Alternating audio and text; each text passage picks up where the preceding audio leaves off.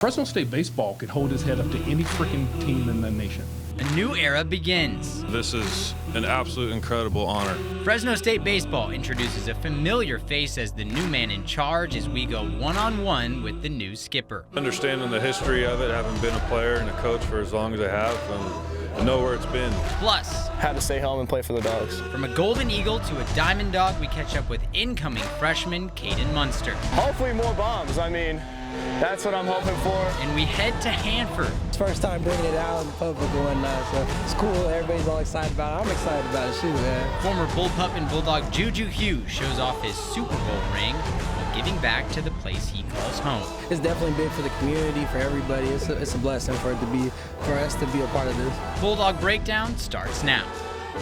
Welcome to Bulldog Breakdown. Stephen Hicks has the night off. We'll be flying solo as the new Fresno State baseball coach makes it official. Ryan Overland goes from interim to the new head coach. On Thursday, Overland officially introduced by athletic director Terry Toomey, following in the footsteps of his predecessor and former coach Mike Batesole. Overland had spent 5 seasons as the Diamond Dogs pitching coach before taking over as interim this past year. Toomey explains when he knew Overland was the man for the job. But I really didn't realize or know that he was the person until the interview process, until after that was over, and really understood his vision of where the program should go, and really started to piece together possibilities of things that I saw throughout the season that kind of supported that. After a national coaching search that included candidates from the MLB ranks, Overland secures the helm, taking the time to thank his peers and those that came before him, hoping he can carry that legacy on and off the field. The impact he had on this program, 20 years of service. For myself personally, bringing me to this program at 18 years old and believed in me as a player. My teammates that were there with it took us all the way to the top. And 3 conference championships in those years and a national championship. And you better believe what he installed in us, not only for that team to get there, but for our lives. I can attest to that. Coach Bates changed lives. Sometimes people believe in you before you believe in yourself, that see things in you before you see it. And, you know, to myself personally, the connection with Coach Bates, he did that for me on a number of times. Making the announcement even more emotional was his connection to another past coach. Overland officially named head coach exactly 3 years to the day following the passing of a legendary coach, Bob Bennett. And of all the things and the emotions of going through this, having that be kind of connected in this, it hit me. The opportunity I had to get to know him, the conversations really meant a lot. And I know what he has done for this program, to the people in this program, the players that played for him and how much they love him. We're going to carry on his tradition. And it's going to be where Coach Biden's felt, Coach Bennett's going to be felt for a long time. Now, during his first season as interim head coach, Overland leading the Dogs to their first winning record since 2019. They played exceptionally well at home, where they never lost a series, and they won 7 series in conference play. All right, we welcome in the new head coach of Fresno State baseball, Ryan Overland. Coach, does it feel good to get that interim title off your back? I'm just really excited for the future of this program. Just understanding the history of it, having been a player and a coach for as long as I have, I know where it's been, and the excitement for the future and where it's going. That's what really excites me. And my role in that is small because there's so many people and so many influences they're going to have on the future of this program, and I'm just incredibly honored for the opportunity. With that excitement that you have, what stamp are you looking to put on this program? Just to honor the past and be Bulldogs. You know, I think everybody knows when you're a Bulldog what that means and what it carries with it. And to take the past and move it into the future and represent this program, this university, and this community the right way is really what it's about, and getting the right people and players in the program and invest in them. And I know you were here, as you said, for half your life. When did that desire to become a head coach start? I think it really just came from just wanting to have the impact on the players and understanding what it means to be a Bulldog, what it means to win championships and have that success on the field, but also carry it into lives. And for not only myself, but my teammates and people who have gone through this program, having the opportunity to have that impact on people is why you get into coaching. And I don't know that you know, the vision of being a head coach ever was really, it just wanted to be impact players and have an impact on this program the best that I can. Looking at the program right now, what do you focus on when it comes to roster building, and how will you utilize that transfer portal? Yeah, it's about getting the right people in the program. I think we have an amazing foundation, the roster of what's returning from this last year, and there's some pieces to fill and some places to add, and it's about improving your roster and getting better. But it's got to be the right people. It's got to be the right people that fit this community, that fit this program, that fit this school and this university, and that's where it's about. And if the right players come along that fill those needs, we'd be more than happy to go down that avenue. And I know you've touched on this briefly, but how do you do things differently than your predecessor, Mike Batesole? I think the first thing is being myself, and that's where you got to be in coaching. It's about relationships and making sure that people know how much they care about you. And there's a lot of things. Obviously, my time around Coach Batesole and the things I've learned from him are going to be a lot of them carried forward because they work. He's a proven winner, and there's a lot of things that are carried you know, through this program that'll keep going forward. But honoring that, but to still winning, like Terry said, it's about winning championships. And this program has a long history of winning championships, and we're going to do that on the field. But really, it's about the championships for these young men's lives is what we're preparing them for. What does Fresno State have going for it compared to the other D1 programs in California? I think first you got an amazing university. We got the leadership at the top, like I said, with Terry Toomey and our president's vision for the university and the athletics department. And then you put it in a valley here with people that really care about Fresno State and really care about being a Bulldog and watching it succeed. And like I said, this, you know, Biden Field at Bennett Stadium is the best place in California to play college baseball. And beyond that, in Bulldog Stadium, being in there and just representing the Valley and representing being a Bulldog is really what it's all about. You're obviously a part of that national championship team. How do you bring the program back to going to those 3 regionals that you experienced? Yeah, I think that's the standard, and it starts with work. You got to show up and work every day, and that's obviously the end goal of where we're trying to work towards, but you got to get the right people, and you got to work, and you got to go earn it. You know, and I think, again, that's the standard of this program, and that's what we're continuing to reach to. How do you build on this last season that just ended? As you said, it hurt at the end there, and you were pretty emotional. So how do you build off that? Yeah, I think, well, there's, like I said, we had goals that we didn't reach, and that was about winning the conference, getting in a regional, and we had the team to do it, and we fell short of it. And again, at that last game, there's a locker room full of guys that felt that and the pain, because they'd spend days lifting, running, working, practice, getting swings, bullpen, all the stuff that goes into it. You know, so it hurts when you don't get all the way there.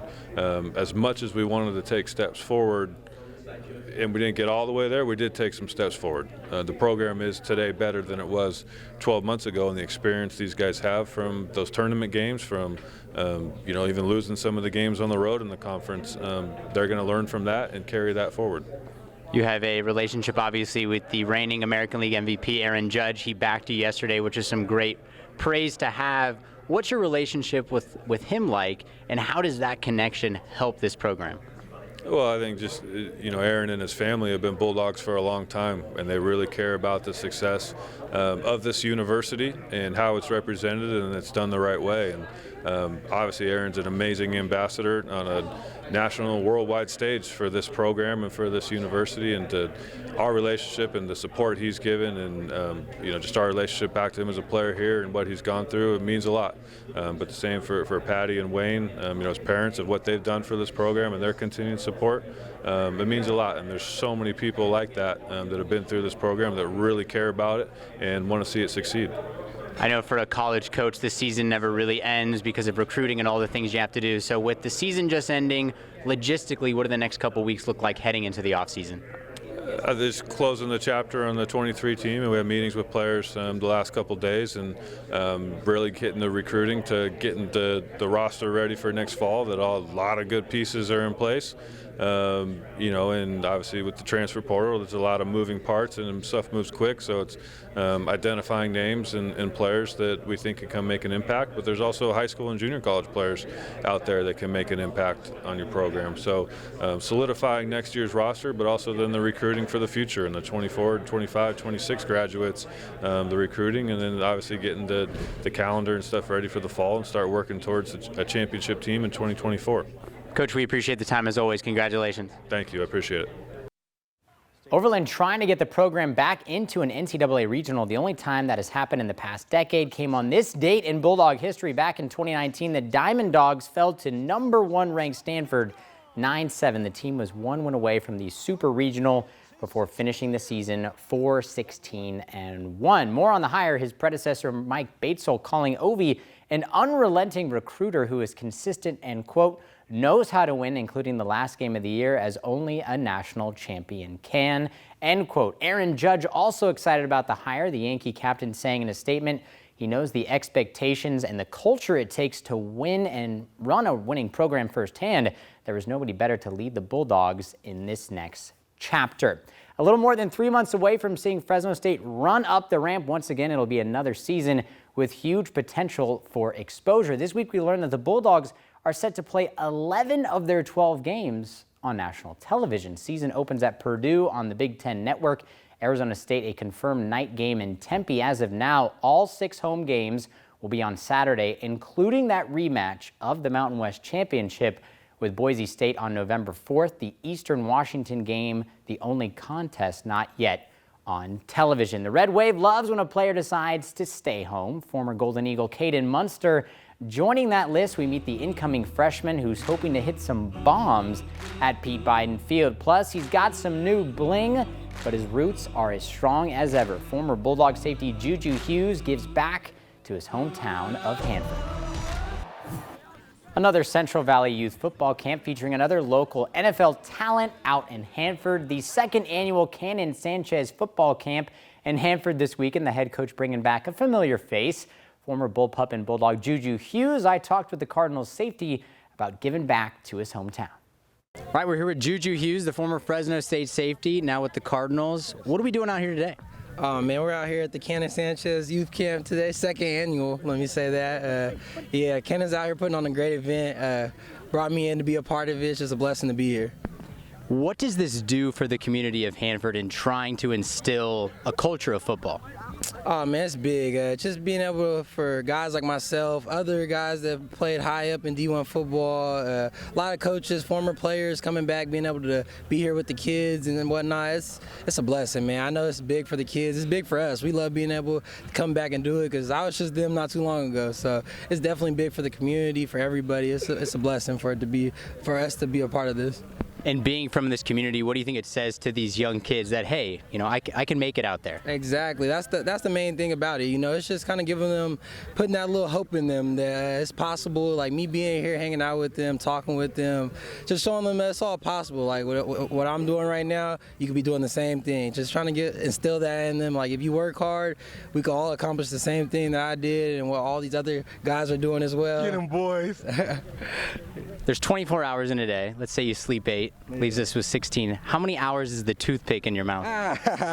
You say that one more time. You said how many is 24? 24 hours in a day. They sleep 8. Sleep 8. There's 16 hours to do it with it. How many hours? Yeah, about 16. Yeah, about 16 there. Yeah, so maybe 15. You know, moments like this, I take it out here and there. So give it 15 and a half, about 16. Yeah. You got some nice bling on your hand over there. Explain us the process of getting that ring.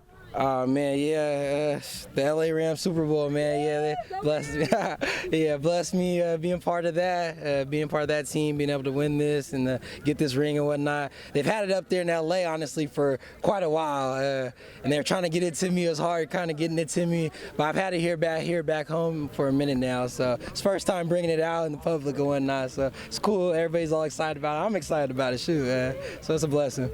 I know this year only one Fresno State Bulldog drafted. A lot of the others, local guys, Jalen Moreno-Cropper, David Perales, they go undrafted like yourself. What would your message be to those guys? Oh, man, I got so much faith in those guys. I know they already know to go in there and work hard, do things right, be consistent. I have no doubt. But, yeah, that's all I can tell them, man. Just be consistent. Show them, be that same guy, be dependable, let them know they can count on you, be where you're supposed to be, when you're supposed to be there. I know all those guys, they know that, man. I know how they operate. I know how they do things. I'm not worried about them at all. I know they're going to go put their best foot forward. You're a bit of a veteran at this point. What's the toughest quarterback you face? Ooh, that's a good question. Toughest quarterback I've faced. Ooh. It's a good question on the spot. Trying to be fair. I mean, you were in the NFC North. You got some talent there. That's what I was trying to think. I'm really trying to give it a real thought behind it. Ah, man, actually, it has to be Aaron Rodgers. It has to be, yeah, Aaron Rodgers for sure, definitely. Toughest wide receiver matchup? Cooper Kupp every day practice. Yeah, definitely Cooper Kupp. Yeah, I had it every day. We practiced hard over there, so it was full game reps, me and him. So it was fun. I gotta definitely give it to Cooper Kupp. Now you're with the Cardinals. What's that process been like, and kind of take us through the offseason so far? Yeah, we're up there doing our spring training right now, our OTAs. So we're back practicing a little bit right now. Just getting back to the swing of things. We started back practicing last week, so it's good. Get back out there with the guys on the field and whatnot. Blessing to be up there, getting that going again. Great situation. So it's just glad to be getting that going. Awesome. We appreciate the time as always, Juju. Yes, Thank you. sir. Thank you. I appreciate you guys. Having a home-cooked meal is never a bad thing, but being able to do that and play your favorite sport at the same time sounds like a pretty good deal. Clovis West grad Caden Munster doing just that will introduce you to the future Diamond Dog who's happy to stay home. Plus, he's a freak of nature. Aaron Judge returns to the Golden State, making a case for his first Gold Glove and once again proving why he's the king of the long ball in the American League. During Ryan Overland's introductory press conference as the new head coach of Fresno State baseball, he stressed the importance of keeping Valley talent at home. Incoming Diamond Dog Caden Munster is another example of just that. See ball, hit ball, a motto Caden Munster has followed since he could walk. 3 years old, I can have that memory vividly. The Clovis West grad's love for the game all started with Mom. He started with a nursery room that was all baseball themed, playing wiffle ball with my dad in the backyard, and he grabbed that bat and swung it left-handed, and it was over. At times, Holly would pick up double duty as both mom and coach. It was just the two of us for a few years, and that was during the time that he wanted to be a pitcher. So Mom was a catcher a lot of the time in the backyard, and we did a lot together. A lot of playing catch, a lot of, just taking ground balls, practicing pitches. All those hours in the backyard and on the field would pay off as Munster started to get recruiting calls as just a freshman in high school. When I was younger, it was kind of wild to think about that because I was 14 years old. Favorite type of music? Probably R&B, like early 90s, 2000s. I talked to St. Mary's, I talked to Sac State. Washington was also another one. UCSB was another one that I had interest in, but had to stay home and play for the Dogs. Munster would stick with his roots, an easy decision for what can be a complicated game. Baseball's very, it really gets to you sometimes. You never know if it's going to be a nice day or going to be a good day. A little energy drink. I drink it before every BP. That pregame ritual would work in his final season at West, rattling off 5 games in a row with a home run, just one shy of the state record held by former MLB All-Star Chase Utley. For those couple of weeks, the ball was feeling like a watermelon, feeling like a beach ball, but at the beginning of the season, it felt like a grain of salt. But Munster's biggest fan didn't seem to notice the difference. After all, that's what brothers are for. Our little guy, Jace, who is 9 years old, just thinks Caden is the best thing since sliced bread. As Jace grows up, he won't have to travel far to see Big Brother on the Bulldogs' big stage. I mean, they come to every game, support me through everything that I've been through. That's one of the reasons why I stayed home. I mean, now that you're able to come to my games, be able to go home for a family dinner whenever I need to. Oh, favorite food? Pasta, for sure. It means a lot to be able to have them here. As he waits for his time as a Diamond Dog, he's focused on making the game his full-time job. Probably just get stronger in the weight room, get more mentally tough, and be ready for the college experience. Hoping to show the Red Wave his power at the plate. Hopefully more bombs. I mean, that's what I'm hoping for. Had to loosen my arm for that one. It's been about 10 years. Well, it's Aaron Judge's world, and we're just living in it. The former Diamond Dog returns to California, sacrificing his body into a bullpen, showing Hollywood why he's the best in the business. Crack down the line. Back to the corner goes Judge. It is caught by Aaron Judge. Late game heroics by Aaron Judge last night, slamming into the bullpen to make the grab. Massive human, massive catch. Earlier in the game, showing off the bat per usual, smacks his 19th of the year as the Yankees down the Dodgers 6-3 on the road. As my mother said this morning, he looks like a superhero on the field. I mean, he does. And of course, when you play for the Yankees, everything is a little larger than life. With that 19th home run, Judge currently leading the American League, on pace to tie his own record of 62 from last year. The big man named AL Player of the Month in the American League. It's the 6th monthly award in the career of the former Diamond Dog. In the month of May, he hit .342, 12 home runs, and 25 RBIs. He entered June with the major league lead in slugging, OPS, game-winning RBIs, and is second in home runs. Judge's former Bulldog teammate also raking this week, Taylor Ward, going deep twice in Chicago, a samurai smash on Tuesday, followed by a 2-run blast the next day. He also had 6 hits in Houston over the weekend, slowly working out of his slump to start the season. Organized team activities continuing this week in New Orleans. Dennis Allen confirming the report last week that John Gruden was brought in to help Derek Carr. The Saints head coach continued what's been an offseason of high praise when speaking to NFL.com about the former Dog. Number one quality that I look at the quarterback position is intelligence, and he is one of the more intelligent people I've ever been around in terms of football knowledge. And I think that's a critical aspect to the quarterback position, and particularly the way that we've played quarterback at the New Orleans Saints since 2006. And look, I certainly don't want to compare him to Drew Brees, but yet that's the style of player that we think he can be for us. Some very high praise. OTAs wrap up for the Saints this Thursday, June 8th. Players will then report to mandatory minicamp on June 13th. See, I told you guys we'd make it through this thing. That's our show for tonight. Tune in to Bulldog Breakdown every Sunday at 6:30 on ABC, unless, of course, there's an NBA Finals game like tonight. We'll leave you with some highlights of Judge again, and, of course, Overland, in case you get tired of seeing Judge. We've got so many highlights of the guy. He never stops, and you can watch him crash into the bullpen once more. We will see you guys next week.